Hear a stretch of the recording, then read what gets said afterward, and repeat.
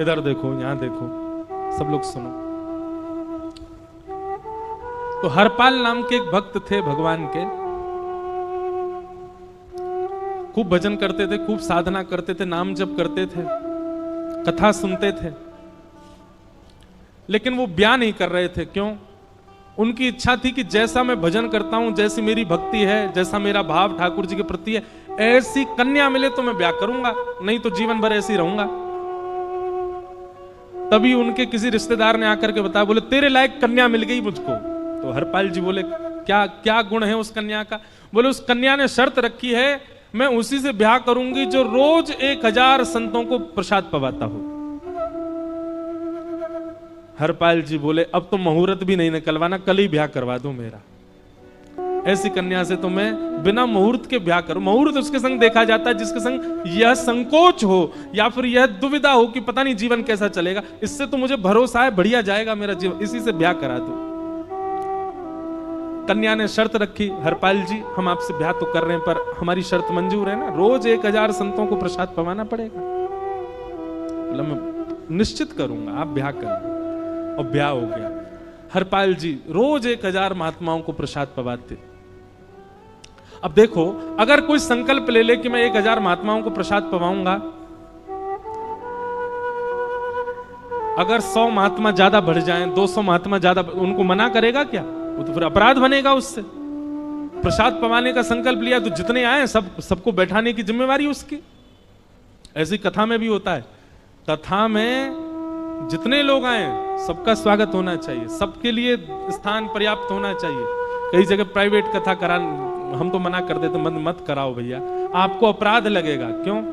वैष्णव को पता चला कि कथा हो रही, वो सुनने आ गया, जगह नहीं मिली या फिर वो बैठ नहीं पाया, तो खाली रहे भले ही स्थान, पर फिर भी स्थान बड़ा रखो ताकि कोई भी आए तो कोई रहे ना कथा से, नहीं तो कथा कराने वाले को अपराध लगता है। वैष्णव बिना सुने चला गया। तो हरपाल जी ने नियम ले लिया, रोज 1000 महात्माओं को भोजन कराते। अब 1000 की जगह कभी कभी 1200 भी हो जाते, 1300 भी हो जाते, 1500 भी हो जाते।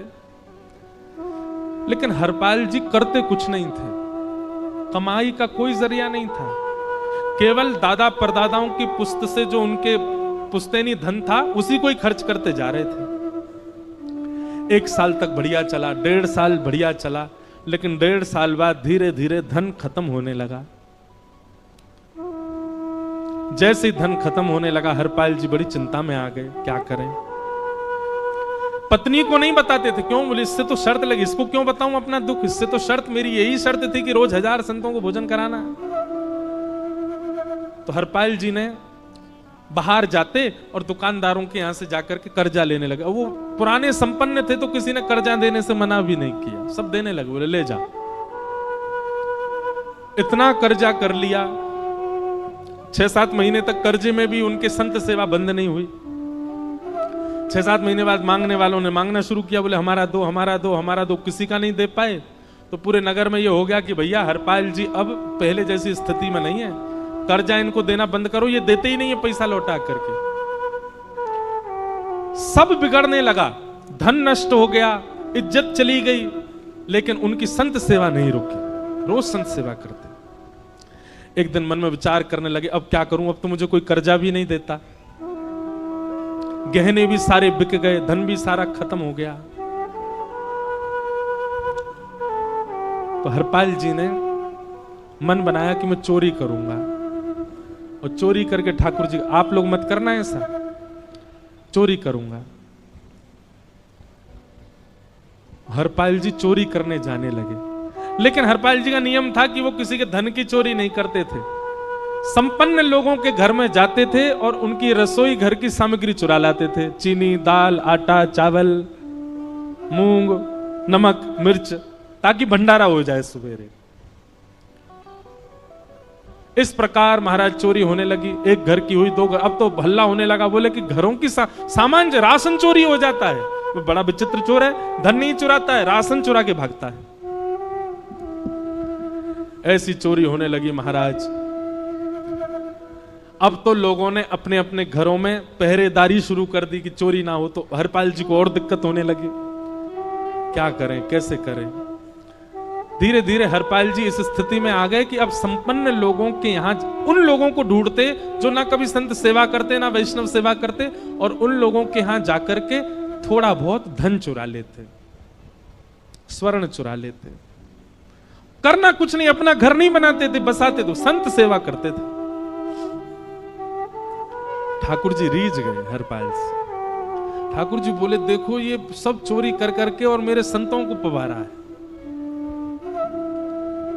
ठाकुर जी बोले, इस पर अनुग्रह करने जाना है।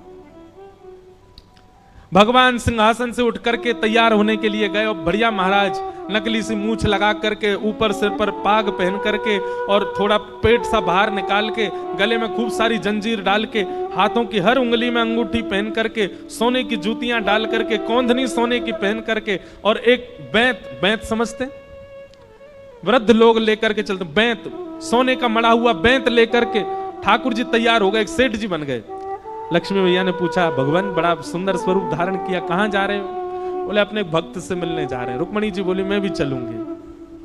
भगवान बोले, तुम मत चलो, तुम उसको पहचान नहीं पाओगे, तुमसे अपराध बनी जाएगा। बोले, नहीं नहीं, भक्त दर्शन करने मैं तो जाऊंगी। भगवान बोले, जल्दी तैयार हो जाओ, सब लोग इधर देखो, वहां से कोई सामग्री आ रही है, कथा यहां हो रही है, इधर देखो, और फिर हम आंख बंद कर लेंगे, चाहे आप कहीं देखो, आंख खुली है तो हमको ही देखो। रुक्मणी जी एक सेठानी बन गई, ठाकुर जी सेठ जी बन गए, और दोनों ने मन में विचार किया कि हरपाल जी को दर्शन देना है। और यहां हरपाल जी की स्थिति क्या थी? अब संत सेवा के लिए कहीं से भी धन नहीं मिल रहा था, तो हरपाल जी एक मार्ग पर जाकर के बैठ गए और सोचने लगे, कोई धनवान यहां से निकलेगा तो उसको लूट लूंगा, और लूट के भाग जाऊंगा, सारा धन संत सेवा में लगा दूंगा। तभी उस मार्ग पर कोई और तो आया नहीं, ठाकुर जी सेठ बन करके आ गए, और महाराज खूब सारे गहने पहन करके, पाग बढ़िया सोने की जड़ाऊ पाग पहन करके, ऐसे वस्त्र पहन करके, और छम छम करते चलते आ रहे हैं, उन गहने ही बज रहे हैं ठाकुर जी के।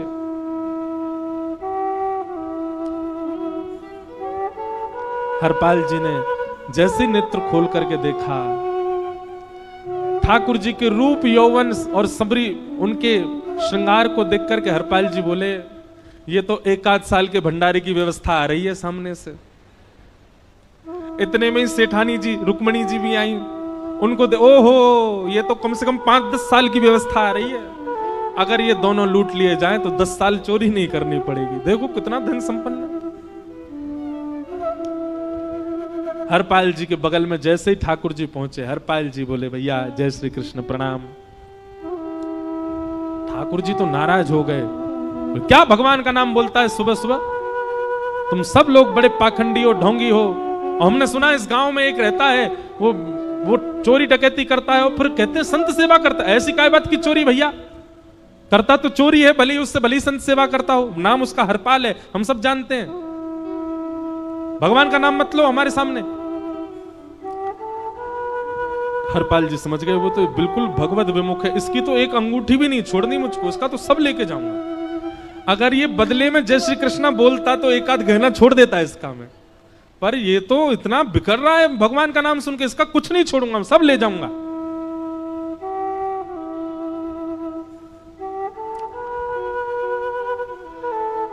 हरपाल जी बोले, हाँ भैया, एक रहता तो है डकैत इस गांव में, और उसका कोई पता नहीं हो, कभी भी आ जाता है।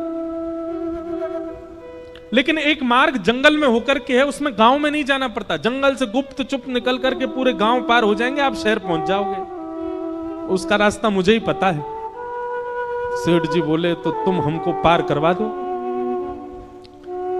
हरपाल जी बोले, मैं पार तो करवा दूंगा, लेकिन भगवान मेरे घर कुछ मेहमान आए हैं, उनके भोजन आदि की व्यवस्था के लिए मैं तो बाजार आया था, मेरे पे धन नहीं है, आप यदि मुझको कुछ दे देंगे तो मैं घर पर व्यवस्था करके आऊंगा, तुरंत आपको लेकर के गांव पार करवा दूंगा।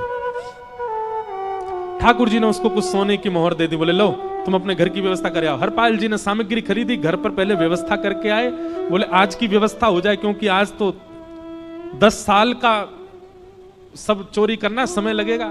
पत्नी से कहा, भोजन प्रसादी बनाओ, संतों को पवाओ, संत पूछेंगे मैं कहां है तो कहना कि आप लोगों की 10 साल की व्यवस्था करने गए आज। हरपाल जी लौट करके आए और सेठ जी से कहा, आइए आइए चल दीजिए मेरे साथ और हमारे संगी चलना। बिल्कुल। ठाकुर जी रुक्मणी जी चलने लगे। जैसे ही विहंगम जंगल में पहुंचे, भयंकर भयावह जंगल, बीच जंगल में जैसे ही पहुंचे, हरपाल ने पीछे मुड़ करके देखा, दोनों चले आ रहे हैं। तुरंत महाराज वो तो अपने रूप में आ गया, शेर की तरह गर्जना करने लगा, अपनी लाठी धर दी सामने और अपने सिर का स्वाफा निकाल करके सामने बिछा दिया। भगवान जो सेठ जी के रूप में आया, भगवान बोले, भैया ये क्या कर रहे हो? बोले, मैं ही हरपाल हूं। सारी सामग्री निकालो, डाल दो यहां पे, एक चीज भी मत छोड़ना, नहीं तो तुम जानते नहीं हो तुम्हारा क्या करूंगा। ठाकुर जी तो थर थर कांपने लगे। रुक्मणी जी बोली, देखो कैसा नाटक कर रहे हैं। रावण के आगे नहीं डरे थे, कुंभकर्ण के आगे नहीं डरे, हिरण्यकश्यप के आगे नहीं डरे, और वो हरपाल के आगे ऐसे कांप रहे हैं। भगवान तो मन की सब समझ जाते हैं, कौन ही मारने, वो तुम भी कांपो क्यों? बोले, भक्त है भैया, ये हमारो भक्त है। अनुब्रजम में हम नित्यम पूये ये तन्य रेणु भी, इसने हमारे लिए सब गवा दिया, हमारे वैष्णव संतों के लिए सब लुटा दिया, इसके आगे भयभीत होने में कोई लज्जा नहीं। लक्ष्मी नारायण दोनों कांप रहे हैं और हरपाल कह रहा, सब निकालो। सेठानी जी कान के कुंडल उतारो। कान कुंडल उतार दिए, नाक की नथनी उतार दी, सब उतार उतार के धर दिए, हाथों के सब कड़ूला आदि भी धर दिए। भगवान ने भी अपने सब उतार। बोले, बैंत कहां लेके जा रहे हो? उसको भी धर दो। बोले, अरे भैया बुढ़ापे की लाठी, हम गिर जाएंगे। बोले, कुछ नहीं गिरोगे, धर दो इसको। जीवन में कभी राम ना, जय श्री कृष्ण बोलने पे चिल्ला रहे थे मुझ पे, रखो इसको यहां पे। सारा धर दिया। बोले, बहुत बढ़िया हो गया। अब 10 साल की व्यवस्था हो गई। इतने में भगवान की कनिष्ठ उंगली में एक अंगूठी थी। हरपाल बोला, ये कहां बचा के ले जा रहे हो? उसको दो। बोले, अरे भैया ये तो बहुत बचपन की हमारी अंगूठी है और ये आज तक हमारी निकली ही नहीं है और ये निकल ही नहीं पाएगी, इसको बाहर हम निकाल ही नहीं सकते, इसको तो रहने दो हमारे पास। बोले, तुम क्या जानो, इस अंगूठी से कम 1 हफ्ता संत भोजन होगा और तुम पे तो दया करनी नहीं है। चिल्लाए थे मुझ पे जय श्री कृष्ण बोलने पे, निकालो इसको। भगवान खूब प्रयास करें, वो नहीं निकले तो हरपाल जी ने उंगली पकड़ी। बोले, इसको काट देता हूं मैं, तुम्हारे पास उंगली रहने का कोई काम नहीं है, तुम उंगली से करते ही क्या हो? और महाराज जैसे ही उंगली पकड़ करके काटने का मन किया, वो काटने ही वाले थे, इतने में ही द्वारिकाधीश भगवान शंख चक्र गदा पद्म धारण करके प्रकट हो गए सामने। रुक्मणी जी महालक्ष्मी के रूप में प्रकट हो गई और दोनों ने अपने अंक में हरपाल को भर लिया। हरपाल जी समझ नहीं पा रहे ये क्या हुआ, दूर हटे। बोले, नाथ, हम साक्षात द्वारिकाधीश, ये साक्षात रुक्मणी तुम्हारी भक्ति से प्रसन्न होकर तुमको दर्शन देने आए। हरपाल जी घुटने के बल बैठ गए, रोने लगे, सर रख दिया चरणों में, पटकने लगे। बोले, नाथ, मैंने अपने नाथ को लूटा, आज मैंने अपने स्वामी के साथ डकैती कर रहा था, मैं अपने स्वामी की उंगली काटने पर मजबूर हो गया था, इसका मतलब तो मैं पापी हूं। मेरा पाप इतना प्रचंड हो गया कि मैं आपके रूप को नहीं पहचान पाया। भगवान ने हृदय से लगा, नहीं हरपाल, तुमने कभी अपने लिए प्रयोग थोड़ी किया। तुम्हारी पत्नी भूखे सो जाते हो लेकिन संतों को भूखा नहीं जाने देते। ठीक है, उसके लिए भले ही तुमने वह गलत मार्ग अपनाया जो नहीं अपनाना चाहिए था, परंतु उसमें उद्देश्य कोई और तो नहीं था, मेरे जनों की सेवा ही तो थी, मेरे वैष्णवों की सेवा। और देखो हरपाल, एक मेरी बात सुनो, आज तुम्हारे मन में ग्लानि होती है कि तुमने दूसरों का धन हड़प करके और उससे संत भोजन कराया। वास्तव में इसका विधान शास्त्रों में यह बताया गया, जिसके धन से भोजन बना और संतों ने पाया, परोसा भले ही किसी ने भी हो, कार्यक्रम भले ही किसी ने भी कराया हो, पर धन जिसका लगता है पुण्य उसी को मिलता है। तुमने तो अपने गांव के, शहरों के उन लोग जो कभी संत सेवा नहीं करते थे, उनके धन चुरा चुरा करके उनको पुण्य बांटा है। तुमने कुछ गलत नहीं किया है। हां, अपने प्रयोग में यदि लेते तो पाप हो जाता, लेकिन तुमने तो एक रत्ती भी अपने प्रयोग में नहीं ली, सब संतों में लगा दी और जितने लोगों का धन चुराया उन सबको पुण्य प्रदान कर दिया। हम तुमसे बड़े प्रसन्न हैं। हरपाल जी चरणों से लिपट गए, बोले नाथ आप बड़े कृपालु, बड़े दयालु। भगवान बोले अब हमने दर्शन दे दिया, अब हम जाएं। और सुनो, ये सारा धन हमने दिया है, 10 साल का नहीं होगा इससे। तो बोले जब तक तुम जीवित रहोगे तब तक की सेवा बनेगी इससे, संत सेवा चलती रहेगी। ये सारा धन आभूषण हम लेकर के इसीलिए आए थे ताकि तुमको अब कभी किसी से मांगना ना पड़े, किसी से हड़पना ना पड़े।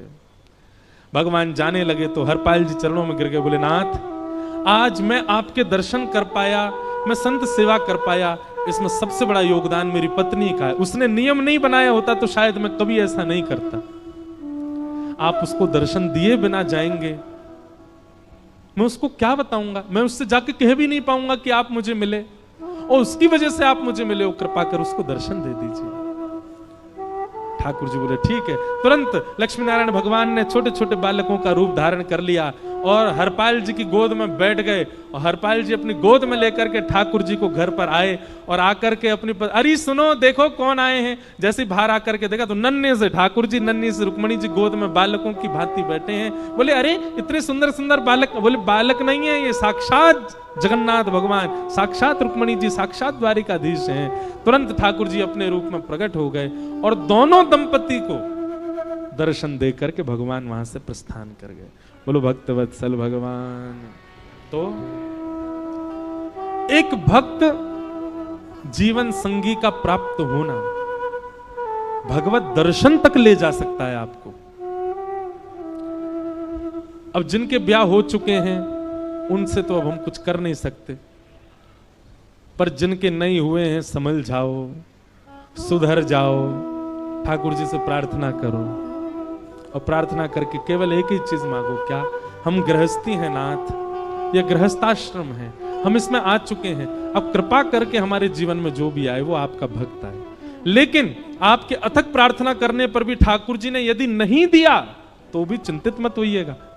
मीराबाई को भी नहीं मिले अनुकूल, करमेती बाई को भी नहीं मिले अनुकूल, सक्कू बाई को भी नहीं मिले अनुकूल पति,